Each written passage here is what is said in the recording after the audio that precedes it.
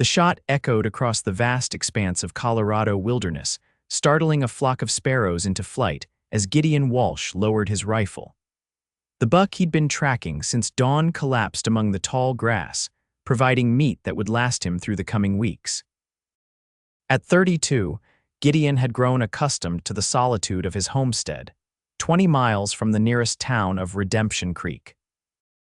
The year was 1878, and after fighting in the last years of the Civil War, then drifting westward, he had finally claimed this parcel of land 3 years ago, building everything with his own hands. The late afternoon sun cast long shadows as Gideon approached the deer, his boots crunching on dried leaves. He knelt beside the animal, murmuring a quiet word of thanks before drawing his knife. As he prepared to field-dress the buck, a sound caught his attention, distant, but distinct against the backdrop of wilderness, children's laughter. Gideon froze, his senses suddenly alert. His land stretched for nearly 200 acres, bordered by a creek to the south and hills to the north. The nearest neighbor lived 5 miles east, and they certainly didn't have children. He resheathed his knife, stood, and lifted his rifle. "Hello," he called, his voice carrying through the trees. The laughter abruptly stopped. Gideon frowned, listening to the sudden silence. He'd have to come back for the buck. Something wasn't right. He moved through the woods with practiced ease, heading toward where he'd heard the sound. As he approached a small clearing near the old trapper's cabin, a structure that had been on the property when he bought it, which he used for storage, he saw smoke rising from the chimney. His pace quickened. The cabin had been empty for months. He'd been meaning to repair the roof before winter set in, but hadn't gotten around to it yet. Approaching cautiously, rifle ready but not raised, Gideon circled to the front of the cabin. The door was closed, but through the single window he could see movement inside. When he reached the door, he took a deep breath and knocked firmly. The sound of hurried whispers and shuffling came from within. Gideon waited, then knocked again, harder this time. "I know someone's in there," he called. "This is my land, come on out." After a moment of silence, the door creaked open, revealing a woman with exhausted green eyes and a wary expression.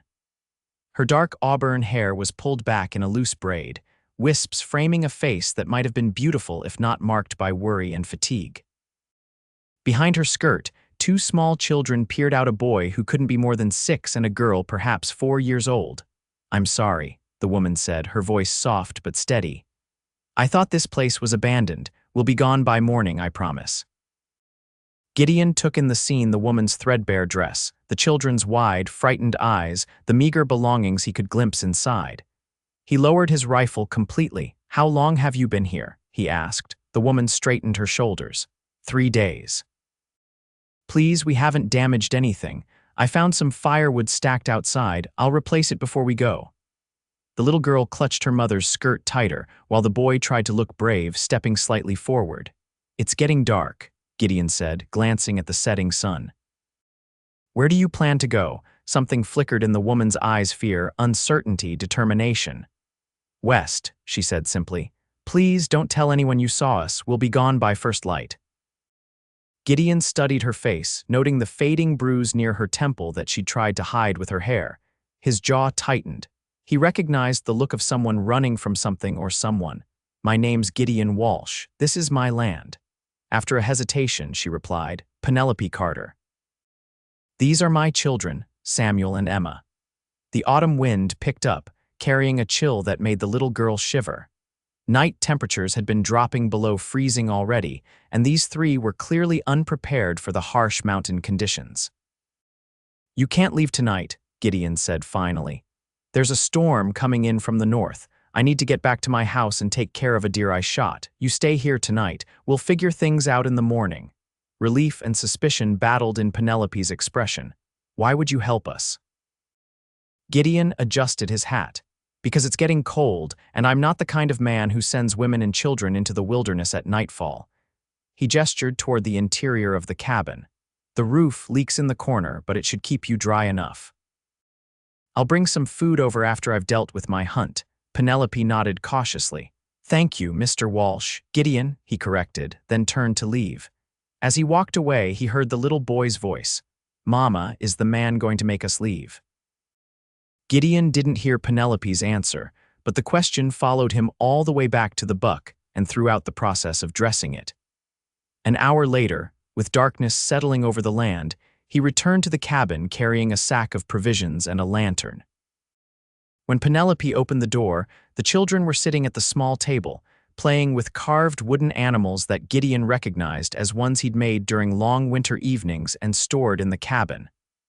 "I hope you don't mind," Penelope said quickly, noticing his gaze. "They found them in a box." "I told them to be careful. It's fine," Gideon replied, stepping inside and placing the sack on the table. "I brought some venison, bread, and a few other things." Emma, the little girl, stared at him with wide blue eyes clutching a wooden horse. "Did you make these, mister?" Gideon nodded, uncomfortable under the child's direct gaze. "A while back." "They're real nice," Samuel said, holding up a bear. "This one's my favorite." "Keep it," Gideon said impulsively. "Both of you can keep one if you like." Penelope started to protest, but Gideon raised a hand. "They're just gathering dust otherwise." After a moment of silence, Penelope began unpacking the food. "This is very generous. Thank you." Gideon watched as she efficiently sliced the bread and meat, setting portions in front of her children. Her movements were graceful despite her obvious exhaustion. "How long have you been traveling?" he asked. Penelope's hands paused briefly. 2 weeks. We came from Denver. That's a long journey on foot with children." "We had a horse for part of the way," she said. "But it went lame near the valley. We had to leave it with a farmer." Gideon could tell there was more to the story, but he didn't press. "I'll leave you to your supper," he said, moving toward the door. "If you need anything, my house is about a half-mile east, just past the large stand of pines." Penelope nodded, relief evident in her posture. "Thank you again, Mr. Gideon." As he stepped outside, Samuel called after him, "Will we see you tomorrow?" Gideon turned back. "Yes, you will." He walked back to his house in the darkness, guided by the lantern's glow and the familiar path beneath his feet. His house stood solid against the night, a 2-story cabin he'd built himself, with a wide porch and sturdy walls. It was too big for one man, but he'd built it with hopes that had long since faded. Inside, Gideon lit the lamps and stoked the fire in the stone hearth. As he prepared his own supper, his thoughts kept returning to the woman and children in his old cabin. Penelope Carter. There was a story there, one that involved running away, hiding, and fear. He'd seen enough of the world to recognize someone fleeing from danger. The next morning, Gideon rose before dawn, as was his habit. After tending to his livestock, 2 horses, a milk cow, and some chickens, he prepared a basket with eggs, fresh milk, and more bread. By the time he approached the cabin, the sun was cresting the eastern hills, painting the sky in shades of pink and gold. Smoke rose from the chimney again, and when he knocked, the door opened immediately. Penelope stood there, already dressed, her hair neatly braided. Behind her, the children were folding blankets. "Good morning," Gideon said, offering the basket. "Thought you might want breakfast." "You didn't have to," Penelope began, but accepted the basket with grateful hands. "We'll be out of your way soon. I just wanted to clean up a bit before we left." Gideon leaned against the doorframe. "Where are you headed exactly?" Penelope hesitated. "California, eventually." "I have a cousin in Sacramento who might help us start over." "That's a long way to go on foot with winter coming." She lifted her chin. "We'll manage." Gideon looked at the children, who were watching the exchange with solemn expressions. "I have a proposition for you, Mrs. Carter." "Miss," she corrected quickly. "But please call me Penelope." Gideon nodded. "Penelope, then. I could use some help around my place. The vegetable garden needs harvesting, preserving needs to be done for winter, and I'm behind on mending and such. I'd be willing to provide room and board in exchange for your help, at least until spring when traveling would be safer." Penelope's expression grew suspicious. "Why would you offer that to strangers?" "Because I need the help and you need shelter," Gideon said simply. "My house is plenty big. You and the children can have the upstairs rooms. I sleep downstairs." "Mama, can we stay?" Emma asked, tugging at her mother's skirt. "I like it here. There's animals and trees and everything." Penelope knelt down to her daughter's level. "Hush now, Emma. This is a grown-up conversation." Gideon waited patiently as Penelope stood again, conflict clear on her face. "If we stayed," she said carefully. It would only be until spring, and I would earn our keep properly. That's the arrangement I'm offering, Gideon confirmed. Nothing more, nothing less. After a long moment, Penelope nodded. Then we accept with gratitude, but I need to know if anyone comes asking about us. I mind my own business, Gideon said firmly, and I expect others to do the same. Relief washed over Penelope's features. Thank you.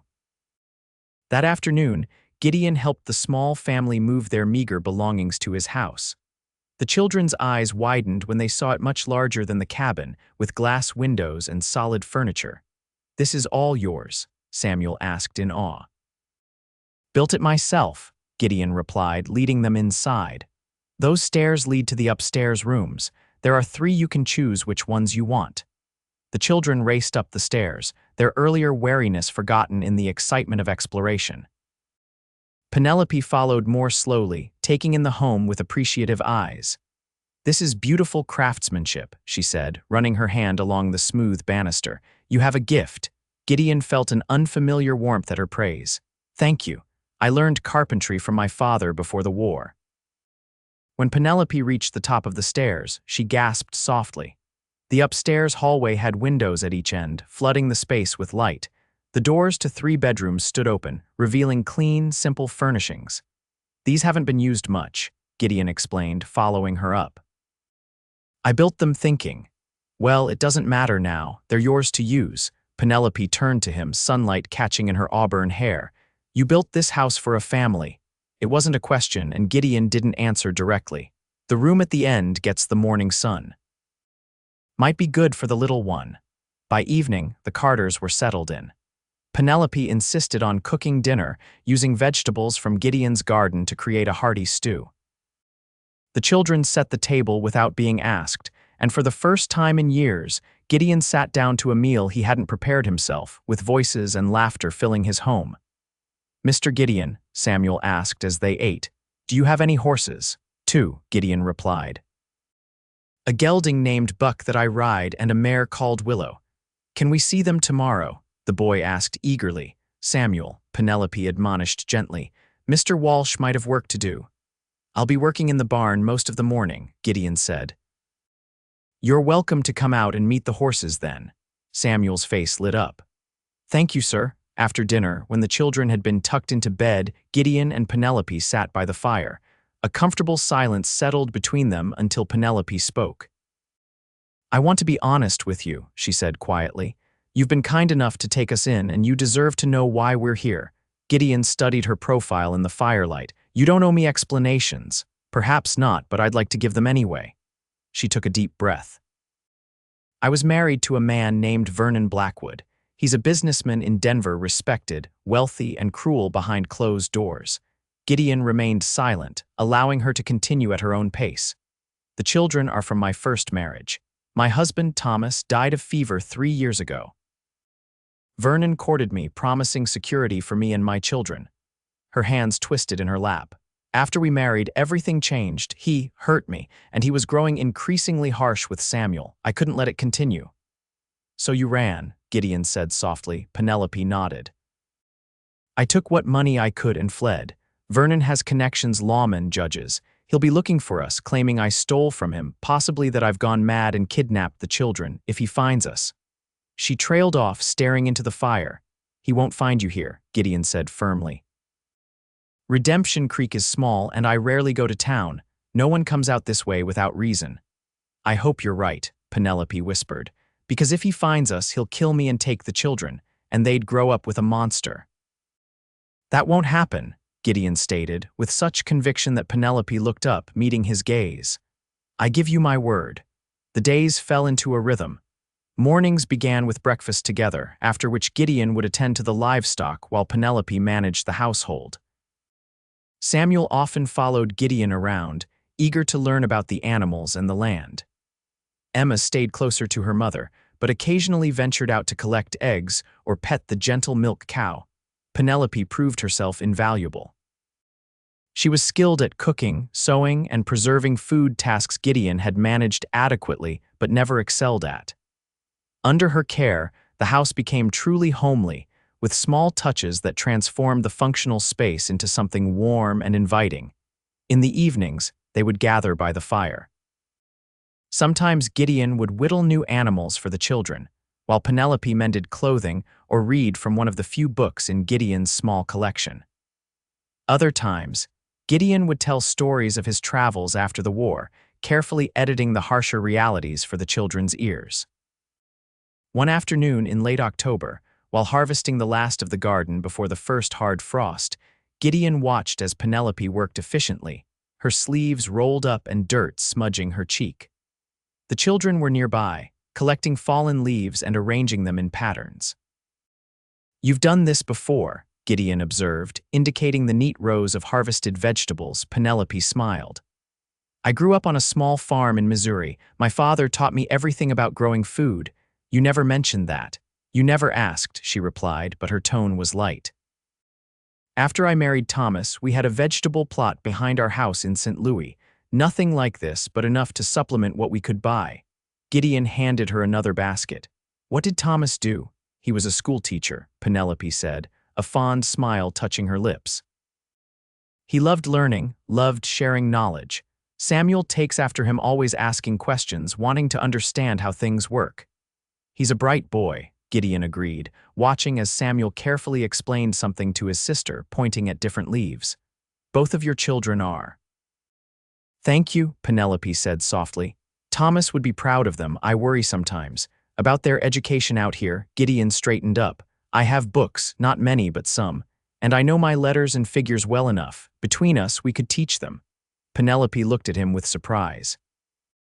"You'd help with that, of course. Why wouldn't I?" She shrugged slightly. "Most men I've known don't concern themselves with children's learning. They consider it women's work." "Well, I'm not most men," Gideon said simply. That evening, after the children were asleep, Gideon brought out his small collection of books. Penelope ran her fingers over the worn spines with reverence. "These are wonderful," she said, opening a volume of Shakespeare's works. "How did you come by them?" "Some were my father's," Gideon explained. "Others I picked up in my travels. Reading passes the time on long winter nights." Penelope selected a copy of The Last of the Mohicans. "This was Thomas's favorite. He used to read it aloud to me in the evenings." Gideon watched her face, seeing the memories play across her features. "You loved him very much." "I did," she confirmed, returning the book to the stack. "When he died, I thought my heart would never heal. The children were so young, Emma barely walking, Samuel just 3. I was desperate to provide for them, to give them security." Her expression darkened. "That's why I married Vernon, the biggest mistake of my life." "You were trying to protect your family," Gideon said. "There's no shame in that." Penelope looked up at him, gratitude in her eyes. "You're a good man, Gideon Walsh. I don't know many who would take in strangers the way you have." "Perhaps I was tired of the silence," he replied, surprising himself with the admission. November brought the first snowfall light flurries that dusted the landscape in white. The children were ecstatic, running outside to catch snowflakes on their tongues. Gideon watched from the porch as Penelope joined them, laughing as Emma twirled in circles with her arms outstretched. "Come on, Mr. Gideon," Samuel called. "You're missing all the fun." Before he could decline, Emma ran up and grabbed his hand, tugging him into the yard. "You have to feel the snow on your face. Mama says it's like angels kissing you." Gideon allowed himself to be pulled forward, catching Penelope's amused gaze. For a moment, he felt something shift inside him, a wall beginning to crumble. That night, after a dinner of rabbit stew and cornbread, Samuel asked, "Can you tell us a story, Mr. Gideon? A real one about when you were a soldier?" Gideon hesitated. His war stories weren't suitable for children's ears. "Perhaps Mr. Walsh is tired," Penelope suggested, noting his discomfort. "I have other stories," Gideon said. "Not from the war, but from my travels west." The children settled eagerly at his feet as he began a tale about a time he'd helped a Ute guide track wild horses through the mountains. He found himself embellishing slightly, adding details to make the children laugh. When he glanced up, he caught Penelope watching him with a soft expression that made his heart beat faster. As November deepened into December, the snow became a permanent feature of the landscape. Gideon showed Samuel and Emma how to identify animal tracks in the fresh powder, teaching them to recognize deer, rabbits, and foxes. On clear days, he took them sledding on a gentle slope near the house, using a wooden sled he'd made years ago and stored in the barn. Penelope flourished away from the shadow of fear that had marked her when they first met. Color returned to her cheeks, and she laughed more freely. Sometimes, when she thought no one was watching, Gideon would catch her singing softly as she worked old folk songs and hymns that his own mother had sung. 2 weeks before Christmas, Gideon rode to town for supplies.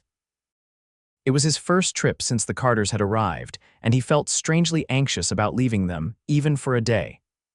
"We'll be fine," Penelope assured him as he prepared to depart.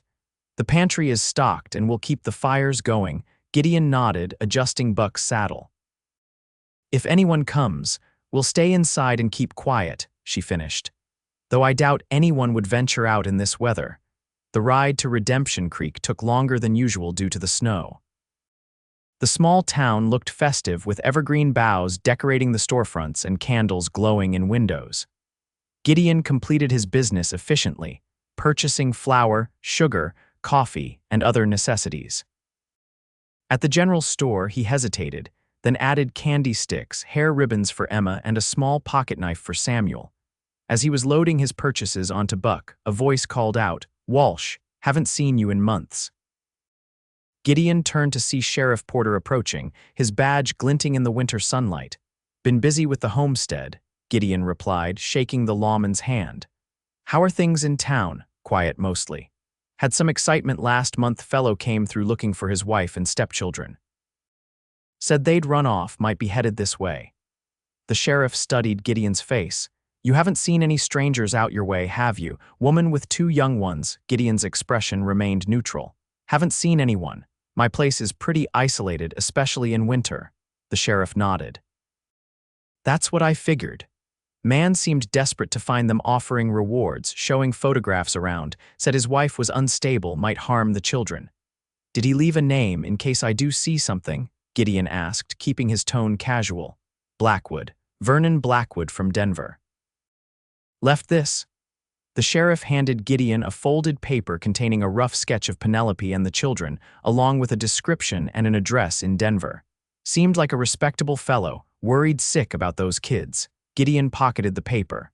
"I'll keep an eye out. But like I said, don't get many visitors." "Figured as much. You heading back today? Storms brewing to the west."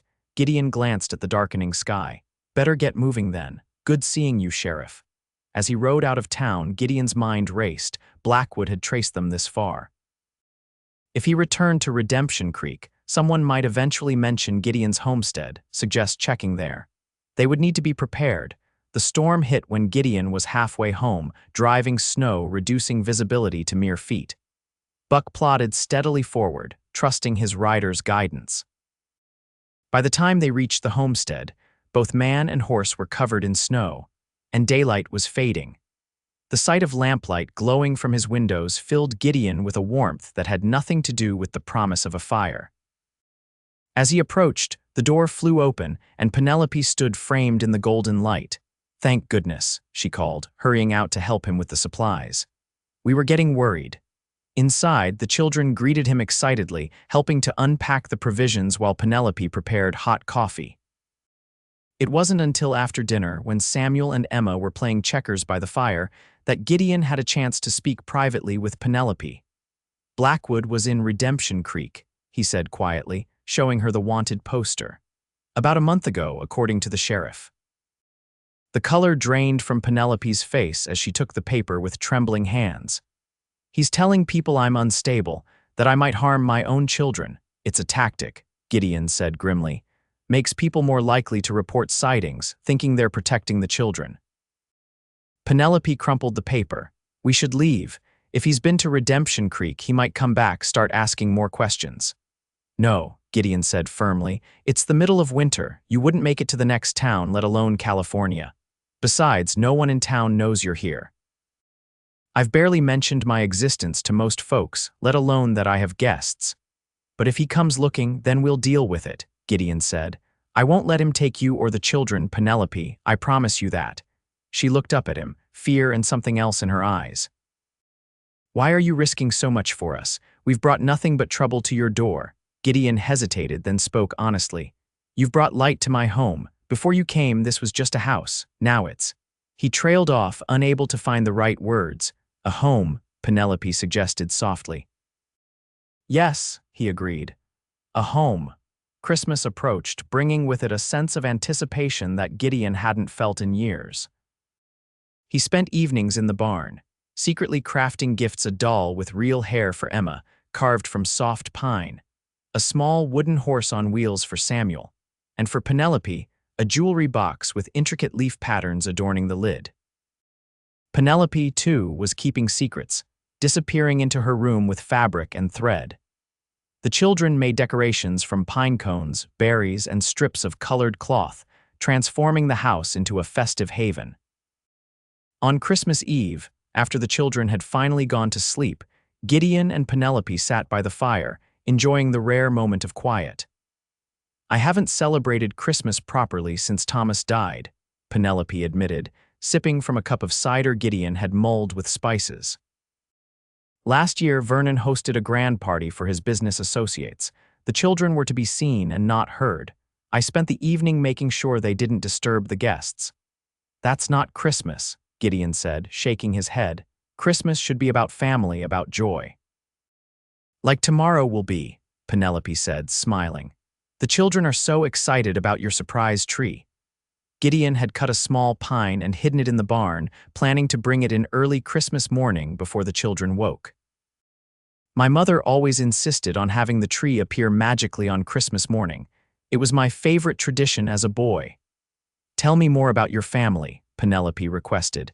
"You rarely speak of them." Gideon stared into the fire. "Not much to tell. Father was a carpenter in Pennsylvania. Mother kept house, raised me and my sister. They both passed before the war fever took them within weeks of each other.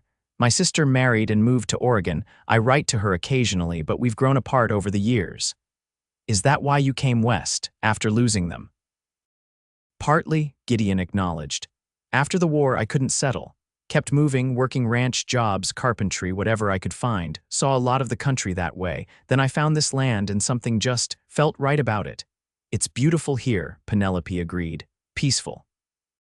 "It is now," Gideon said quietly, meeting her gaze. Christmas morning dawned clear and cold. Gideon rose before first light to bring in the tree, decorating it with the children's ornaments and small candles. He had just finished when he heard excited footsteps on the stairs. "It's Christmas." Emma squealed, rushing into the main room in her nightgown, Samuel close behind. They stopped short at the sight of the tree, their faces illuminated with wonder. "Santa Claus brought a tree," Emma exclaimed, clapping her hands. Penelope appeared in the doorway, her hair loose around her shoulders, a smile spreading across her face as she took in the scene. "It's beautiful, Gideon." The day passed in a blur of happiness. The children were delighted with their gifts, and Penelope's eyes filled with tears when she opened the jewelry box. "It's exquisite," she whispered, tracing the carved leaves. "I've never owned anything so beautiful." "Open it," Gideon urged. Inside, nestled on a bed of soft fabric, lay a silver locket he'd purchased in town. "Gideon, this is too much," Penelope protested. "It's not enough," he replied simply. Penelope presented him with a new woolen scarf she'd knitted in secret, along with gloves she'd made from scraps of leather. The children had drawn pictures for him, Samuel's of the horses, Emma's a colorful representation of their family, including Gideon standing tall beside Penelope. That night, after a feast of roast venison and all the trimmings, they sang carols around the fire. As Emma dozed in Penelope's lap and Samuel leaned against Gideon's side, Gideon realized he'd never felt such contentment. January brought bitter cold and heavy snows that isolated the homestead completely. Gideon kept paths cleared to the barn and well, but otherwise, they remained snug inside. The children's education became a focus, with mornings devoted to reading, writing, and arithmetic at the kitchen table.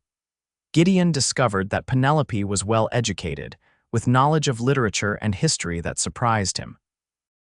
She, in turn, found that Gideon had a gift for mathematics, and a practical understanding of science that made complex concepts accessible to the children.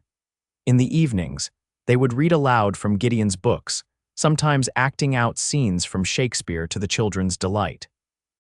These domestic scenes stirred something in Gideon that he'd thought long buried, a yearning for permanence, for family. One night in late January, after the children were asleep, Gideon found Penelope standing at the window, gazing out at the moonlit snow.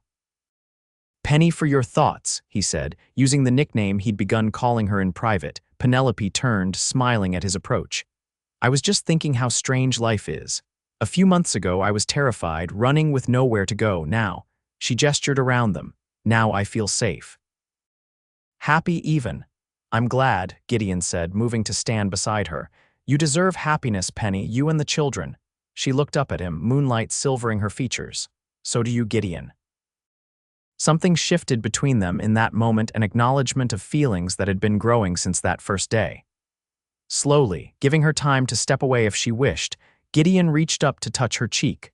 Penelope leaned into his touch, her eyes closing briefly. When she opened them again, there was no mistaking the emotion there. "Penny," Gideon whispered, "I never expected you, any of you, but now I can't imagine this place without you."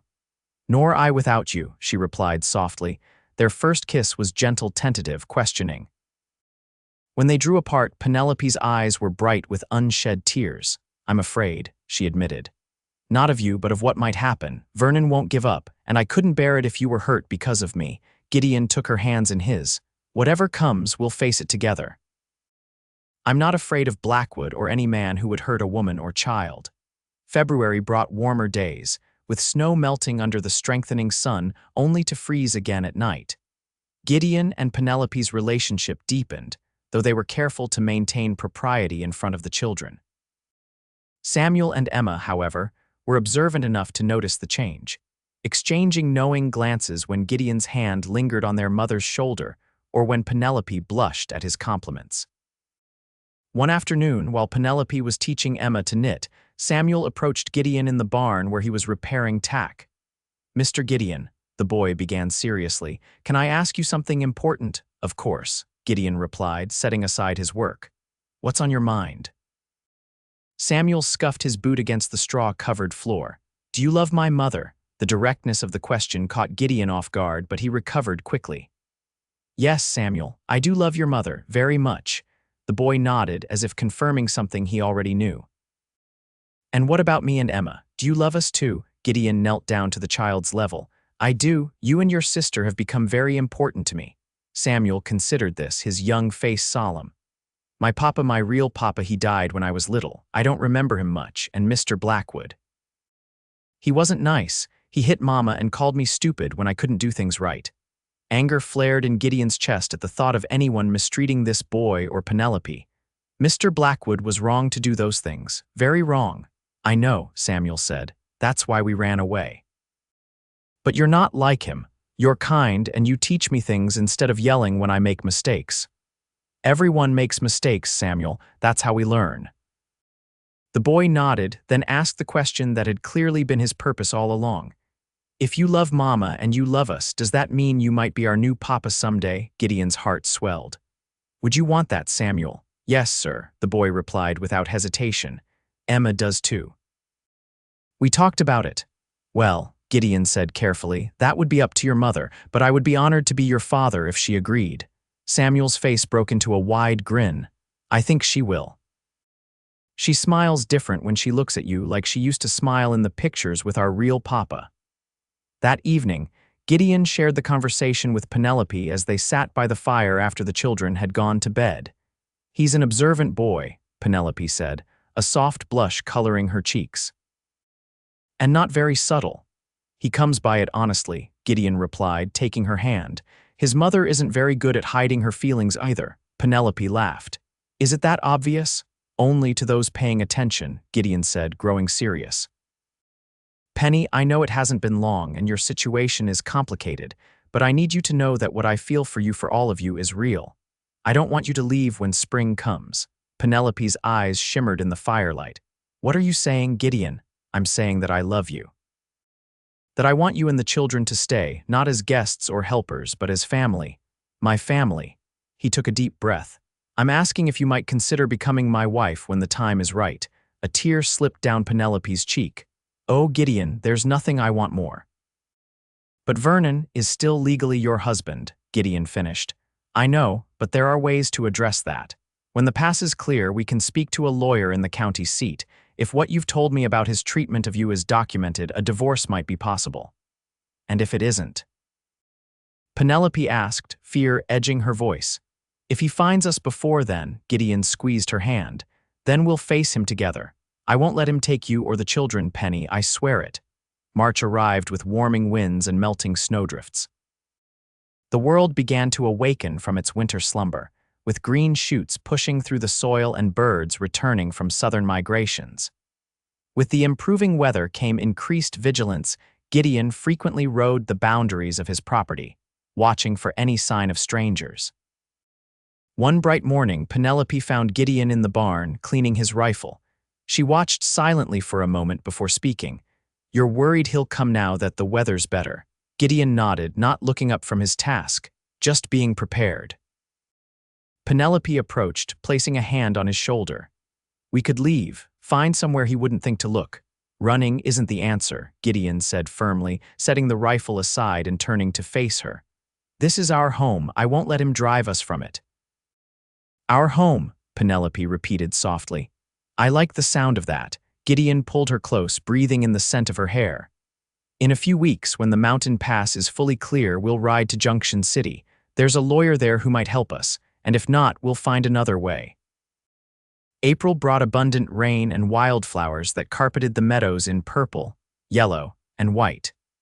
The children spent hours outdoors, bringing home bouquets for the kitchen table and chasing the new lambs that gamboled in the neighbors' distant fields. Gideon taught Samuel to fish in the creek, while Emma helped Penelope plant the vegetable garden with seeds they'd saved from the previous harvest. Life settled into a rhythm that felt both new and familiar, as if they had always been meant to be together this way. Yet beneath the domestic tranquility ran an undercurrent of vigilance. Gideon never went far from the house without his rifle, and Penelope taught the children a signal 3 short whistles that meant they should run immediately to the house and bar the door. One afternoon, while Gideon was repairing the chicken coop, the sound of approaching hoofbeats brought him instantly alert. Grabbing his rifle, he moved swiftly to the front of the house, where Penelope was already hurrying the children inside. Stay there, he called to her. I'll see who it is. Relief washed over him as he recognized the rider Tom Rollins, his nearest neighbor, whose property bordered his to the east. Afternoon, Walsh, Rollins called as he approached. Sorry to intrude, saw smoke from your chimney and thought I'd check in. Didn't see you all winter. Made it through fine, Gideon replied, lowering his rifle and stepping forward to greet the man. How are things your way? Can't complain. Lambing season's been good to us. Rollins' gaze shifted to the house, where Penelope now stood in the doorway, the children peering out behind her. Surprise registered on his weathered face. Didn't know you had company, Gideon straightened. Not company, family. This is Penelope Carter and her children, Samuel and Emma. Understanding dawned in Rollins' eyes, followed by a knowing smile. Well now, that explains why you haven't been to town in months. Pleased to meet you, madam, he called to Penelope. Penelope stepped forward, her posture cautious but polite. Likewise, Mr. Rollins. After exchanging pleasantries, Rollins prepared to leave. As Gideon walked him back to his horse, the older man spoke quietly. Strange thing happened in town last week. Fellow came through asking questions about a woman and 2 children, showed a sketch around. Sheriff mentioned your name, said you hadn't reported seeing anyone. Gideon's jaw tightened. Blackwood came back, Rollins nodded. You know him then? Know of him, Gideon replied carefully. What did the sheriff tell him? That you keep to yourself, might not have seen anyone passing through, but Blackwood seemed determined, said he'd be checking all the homesteads in the area. Rollins mounted his horse. Thought you should know, man didn't strike me right, something cold in his eyes. I appreciate the warning, Gideon said. When was this exactly? 4 days ago. Haven't seen him since, but doesn't mean he's gone. Rollins hesitated. If you need anything, Walsh, you send word. My boys and I can be here quick. After Rollins departed, Gideon returned to the house where Penelope waited anxiously. "He's back," she said, reading his expression. "Vernon's looking for us." Gideon nodded grimly.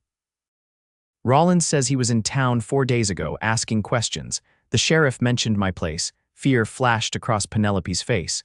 "We need to go, now, before he finds us." "No," Gideon said firmly. "If we run, we'll be looking over our shoulders forever. It's time to end this." "How?" Penelope demanded. "He has money, influence. People believe him when he says I'm unstable, that I kidnapped my own children." Gideon took her hands. "We'll ride to Junction City tomorrow. The lawyer there can help us file for divorce on grounds of cruelty." "With statements from you and the children, he'll never allow it," Penelope interrupted. "And even if the court granted a divorce, he wouldn't stop. He sees the children and me as his property." "Then we'll face him," Gideon said resolutely. "Together. And make it clear that you're not his property, you're your own woman, making your own choice." That night, they made preparations. Gideon showed Penelope how to use his spare revolver, though he hoped she would never need it.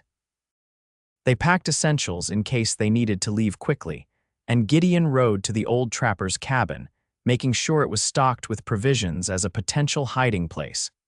The next morning dawned clear and bright, a mockery of the tension that filled the house. They were just finishing breakfast when Samuel, looking out the window, cried out, "Riders coming." Gideon moved swiftly to the window. 3 men on horseback were approaching from the east, one in the lead, 2 following at a slight distance. Even from afar, Gideon could tell the leader was expensively dressed, his horse a fine thoroughbred that seemed out of place on the rugged trail. "It's him," Penelope whispered, her face pale. "Vernon." Gideon turned to her, his decision made. "Take the children upstairs.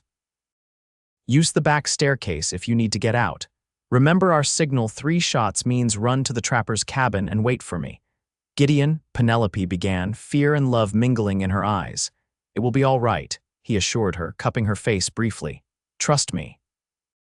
As Penelope hurried the children upstairs, Gideon stepped onto the porch, rifle in hand but pointed downward. He stood tall as the riders approached, stopping about 20 yards from the house. The man in the lead was perhaps 50, with silver-streaked dark hair and the bearing of someone accustomed to authority. His clothes were finely tailored, and a watch chain glinted across his vest. His companions were rougher types, one with the hard look of a hired gun, the other bearing the badge of a Denver constable. "This is private property," Gideon called. "State your business." The leader urged his horse forward a few steps. "My name is Vernon Blackwood. I'm looking for my wife and stepchildren who have been missing since November. I have reason to believe they might be in this area." Gideon's expression remained neutral. "What makes you think that?" "Information received in town," Blackwood replied smoothly. "A local mentioned a stranger with children had been seen near this property." A lie, Gideon knew. No one had seen Penelope or the children. "I haven't seen any strangers passing through," Blackwood's eyes narrowed. "You wouldn't mind if we had a look around then?" "As you can see, I've brought a lawman with me." He gestured to the badged man. "That badge has no authority here," Gideon replied calmly. "This is Granite County, not Denver." "Nevertheless," Blackwood persisted, "a husband has the right to search for his missing wife and children." "Perhaps you could invite us inside to discuss this further." Gideon remained immovable. "I don't invite armed strangers into my home, Mr. Blackwood. If your wife left you, perhaps there was good reason." Anger flashed across Blackwood's face, cracking his polished veneer. "My wife is mentally unstable. She took my stepchildren without permission, along with money and valuables belonging to me. If you're harboring them, you're aiding a thief and endangering those children." "Interesting perspective," Gideon replied, his finger resting near the trigger of his rifle. "I've heard a different story about a man who beats his wife and terrorizes children. That man sounds like the real danger to me." Blackwood's expression darkened. "So you have seen them. Where are they? Where is Penelope?" At that moment, the front door opened, and Penelope stepped out. Despite Gideon's protest, she moved to stand beside him on the porch. "I'm right here, Vernon," she said, her voice steadier than Gideon expected. "And I'm not going back with you, ever." Blackwood's face contorted with rage. "You foolish woman, do you think you can embarrass me like this?" Running off with my money, hiding with some frontier nobody. The only embarrassment is how you treated me and my children, Penelope replied. And Mr. Walsh is twice the man you could ever hope to be. Your children, Blackwood spat. They're my responsibility now. I am their legal guardian, and I will take them back with or without you. You'll do no such thing, Gideon stated, raising his rifle slightly. The children stay with their mother, and she stays where she chooses to stay. The armed man beside Blackwood reached for his holster, but Blackwood raised a hand to stop him. This is a family matter, Mr. Walsh. You'd be wise to step aside. They are my family now, Gideon declared, and this is my land. You're trespassing, and I'm asking you to leave. Blackwood's laugh was cold. Your family, a married woman and another man's children, how touching. When we return to Denver, I'll have Penelope committed to an asylum for her delusions, and the children will be properly raised in my household. I filed for divorce last month, Penelope said, the revelation surprising even Gideon. While you were searching for us, I sent letters to the Denver court through a friend. They'll have been delivered by now, detailing your cruelty and unfitness as a stepfather. Uncertainty flickered across Blackwood's face, quickly replaced by fury. You're lying. No, Vernon. For once, I'm standing up to you. I have witnesses to your behavior, servants who saw what you did to me, to Samuel. Your reputation won't survive the scandal once they testify. Blackwood's composure crumbled entirely. You ungrateful whore, he shouted, drawing a derringer from his coat. I gave you everything, and this is how you repay me. Before he could aim, Gideon's rifle was at his shoulder. Drop it, he commanded, or the next sound you hear will be my bullet. For a tense moment, the tableau held Blackwood half raised from his saddle, small pistol in hand. Gideon steady with his rifle, the hired gun frozen, recognizing he couldn't draw before Gideon fired. The Denver constable looking uncertain, out of his jurisdiction, and suddenly aware he might be on the wrong side. Then, unbelievably, Samuel and Emma appeared in the doorway. Mama, Emma called, her voice small and frightened. Blackwood's gaze shifted to the children, and something calculating entered his eyes. There you are, he said, his voice suddenly gentle. Come to your father, children. It's time to go home. You're not our father, Samuel said firmly, stepping protectively in front of his sister. Our father died, and we are home. Blackwood's face twisted. In one fluid motion, he swung the derringer toward the children. If I can't have them, the crack of Gideon's rifle split the air. Blackwood jerked, the derringer firing harmlessly into the dirt as he toppled from his horse. The hired gun reached for his weapon, but the constable grabbed his arm. Don't, the lawman warned. This has gone too far already. Gideon moved swiftly to Blackwood, kicking the derringer away and checking his wound, a clean shot through the shoulder, painful but not fatal. You shot me, Blackwood gasped, clutching his bleeding shoulder. You'll hang for this. Unlikely, said the constable, dismounting. I saw you draw first and aim at those children. No court would convict him. He turned to Gideon. I was told this was about an unstable woman stealing children. I wasn't hired to witness attempted murder. Penelope had gathered the children back inside, away from the scene. She returned now, carrying bandages. Despite everything, she knelt to tend Blackwood's wound. Why are you helping him? Gideon asked quietly. Because I won't become what he is, Penelope replied. And I want the children to see that we don't leave even our enemies to suffer. The constable helped bind Blackwood's shoulder, then addressed Penelope. Madam, did you really file divorce papers? Penelope nodded. I have copies inside, and letters from 3 of the household staff witnessing his abuse. The constable looked troubled. I was told a different story entirely. He turned to the hired gun. Help me get him on his horse. We're taking him back to town for the doctor, then to the county sheriff. There'll be questions to answer. As they prepared to leave, Blackwood glared at Penelope, then at Gideon. This isn't over. I have friends in high places. So do I, said the constable unexpectedly. And I don't take kindly to being misled into potentially abetting harm to children. Your high-placed friends might reconsider when they hear my report. After they departed, Gideon and Penelope stood holding each other on the porch, the children pressed between them. Is it really over? Penelope whispered. Not completely, Gideon answered honestly. There will be legal matters to resolve, but he won't hurt you or the children again. I promise you that. 2 months later, on a perfect June day, Gideon and Penelope stood beneath an arch of wildflowers in the meadow behind their home. The divorce had been granted with surprising speed once the Denver constable testified about Blackwood's behavior and multiple witnesses came forward with accounts of his cruelty. Vernon Blackwood had retreated to the east, his reputation in Denver irreparably damaged. Samuel stood proudly beside Gideon, wearing his first proper suit. Emma scattered flower petals along a path of flattened grass, her dress adorned with ribbons that matched her mother's bouquet. Neighbors from surrounding homesteads had gathered to witness the union, along with the circuit preacher who had ridden 2 days to perform the ceremony. "Do you, Gideon James Walsh, take this woman to be your lawfully wedded wife?" the preacher asked.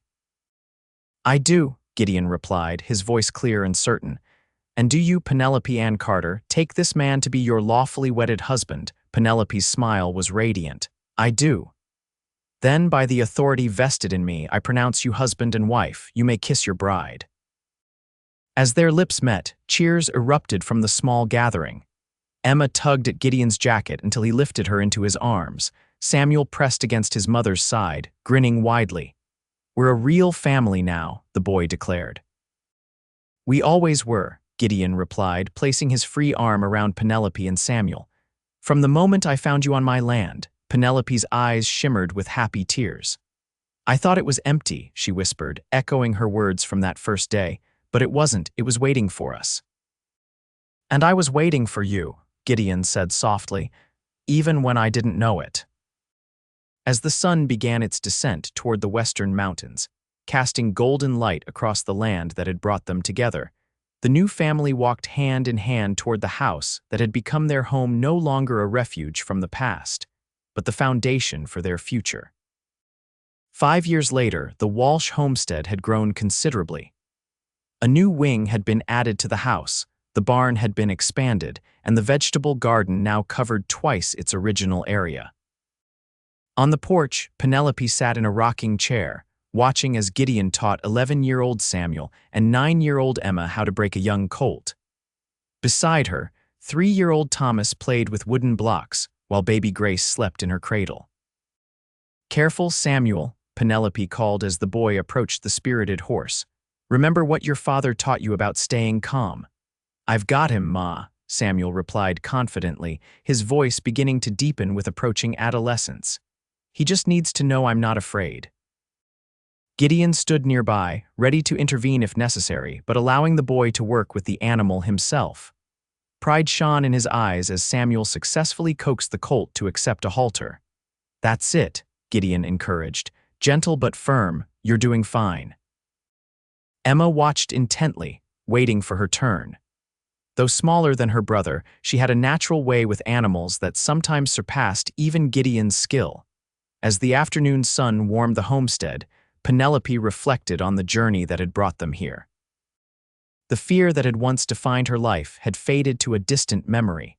Vernon Blackwood had never returned, eventually dying in a carriage accident in Boston 2 years earlier. The news had brought not grief, but final closure, the last shadow lifted from their lives. "Penny, for your thoughts?" Gideon asked, coming to sit beside her while the children continued with the colt. Penelope smiled at the familiar phrase. "I was just thinking how fortunate we are, how one desperate decision to hide in an empty cabin changed everything."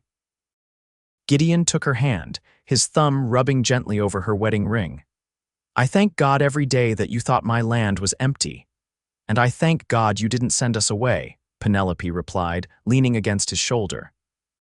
Together they watched their children, the two who had arrived unexpectedly on his land, and the two they had created together, all thriving in the home they had built with love, trust, and courage. "I love you, Gideon Walsh," Penelope said softly.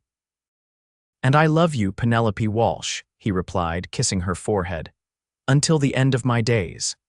As the sun began its descent behind the mountains, painting the sky in brilliant hues of orange and pink, the family gathered on the porch.